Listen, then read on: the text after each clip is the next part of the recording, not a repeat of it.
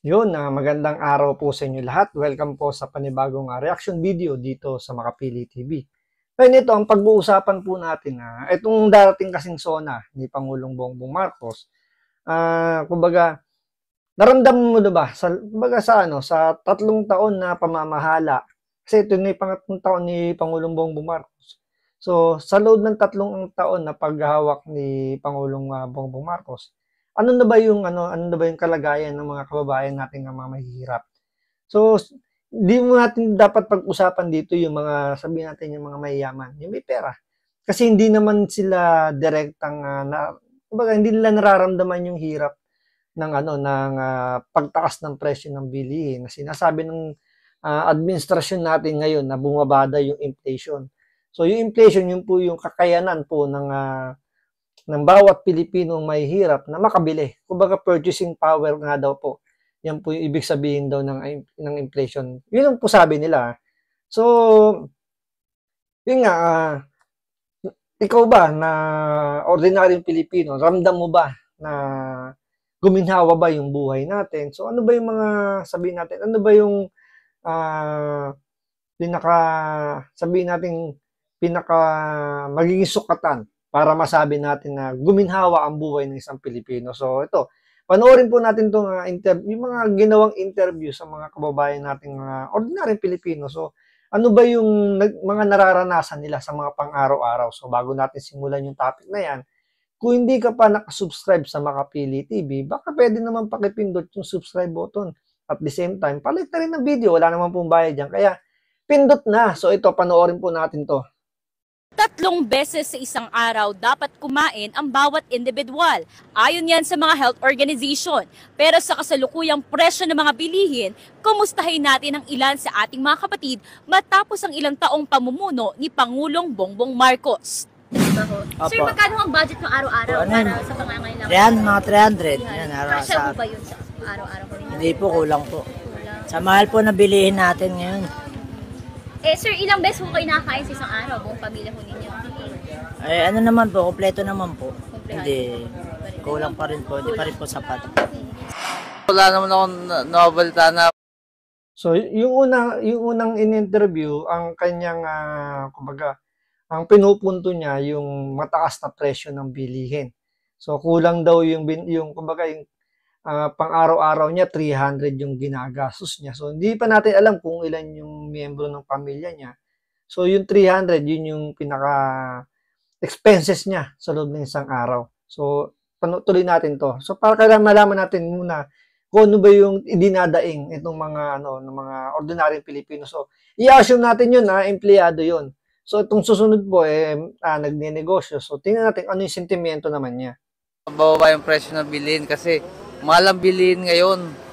Mahal ang mantika. So, yun, bilihin pa rin po yung kumbaga inirereklamo, bilihin. Dahil yung una, ganun din, 300 yung budget, so kailangan niya pagkasyahin yun para sa pamilya niya. So, mataas na presyo ng bilihin yung unang reklamo niya. So, itong pangalawang vendor, ito, negosyante. So, kahit siya, umaaray din po sa presyo ng mga bilihin. Mantika ngayon, nagmahal. Ang bigas, mahal din. Pati itlog, mahal.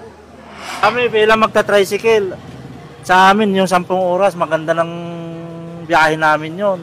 Ngayon, 16 hours, wala na, kulang pa rin. Sa dami lahat ng tumaas na bilihin. Sanay lang ang Pilipino sa hirap.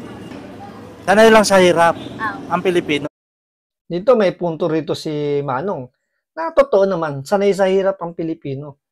At the same time, ang kanyang reklamo rin is mataas din na bilihin. Biruin mo, dati 10 hours daw kumikita na sila. Sabihin natin sapat na yung 10 hours para papakain niya yung kanyang pamilya. Ngayon, 16 hours ang kanyang kailangang bunuin sa pagtatrabaho, kulang pa raw. So, basic commodity pa rin, yung pangunahing bilihin pa rin yung kanyang inireklamo na mataas na bilihin. So, tuloy, 3 na po sila, puro mga pang-araw-araw na nagastusin sa pagkain o yung mga bilihin yung kanilang mga sentimiento. Kahit yan ay hirap na, hindi yan dumadaing. Lalo na ngayon, ma'am, ang hirap eh. Talagang kahit anong kahit natin, ma'am, nasa-short pa rin tayo. Gawa nga ng mahal na mga bilihin, ma'am. May pamilya ka? Meron ma'am. Magkano budget mo kada isang araw? Kada isang araw, depende ma'am. Kasi sa isang araw siguro, mapalo rin ng 300. Kasya po ba yun? Kulang pa ma'am. Kulang pa po. Ilang Etong si bossing na security guard. So, ang sentimiento rin niya is yung mataas pa rin na bilihin, yung mataas na presyo ng bilihin. Pero ang sinasabi ng gobyerno, itong administrasyon ngayon, na bumaba daw yung inflation. So, ibig sabihin kasi pag bumaba yung inflation, nagbabaan daw yung presyo ng mga bilihin. Na which is hindi naman totoong nangyayari. Tumataas pa nga. 'Di ba? Saan ka nakakita? Kamatis 3 piraso, 20 pesos. Yung maliliit na kamatis sa 20 pesos, 3 piraso. Magkano ang pinakamurang bigas? Nasa 57, 58, 55. So, 60 pesos ang pinakasabi natin. Nandun yung mga presyo, nasa 60 pesos.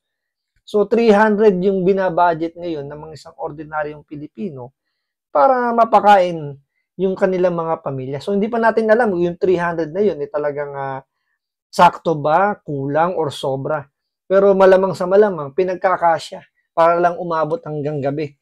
Kasi, hindi naman natin talaga, depende kasi kung ilang miyembro ng pamilya yung yung pagkagastusan. So depende rin yun sa kung ilang taon ng mga miyembro ng pamilya. So siyempre, magastos yan kapag medyo nasa teenagers age or tapos may kasama ka pang mga baby. Talagang kulang na kulang yung 300 na yun kasi siyempre pagbabasihan diyan yung capacity, yung lakas ba kumain, parang ganun, di ba? So, yun dun titingnan yun muna. So, tuloy natin pa to.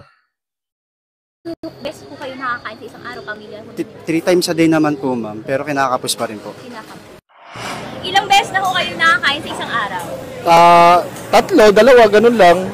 Kung may mga sumusobra na ng pera, pinangkakain lang namin. Kasi hindi sapat yung kinikita sa taas ng puhunan namin. Magkano ho ang budget ninyo kada araw sa pamilya?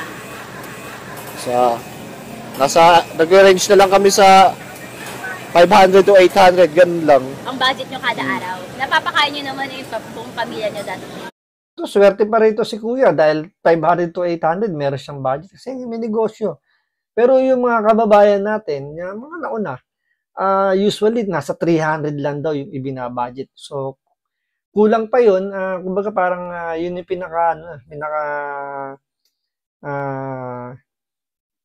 yun yung pinaka-budget lang talaga, 300. So, ito si Kuya medyo swerte pa dahil nasa 500 to 800 yung kanyang budget. So, pero ang dinadaing pa rin niya is yung presyo pa rin ng mga pangunahing bilihin. Oo. At pagtsatsagaan naman. Sapat po ba yun sa isang araw? Sapat naman na. Sa amin, kasi sa status namin, okay na yun kasi sanay na kami kumain ng ganun lang. Kung ano lang yung meron, okay na yun.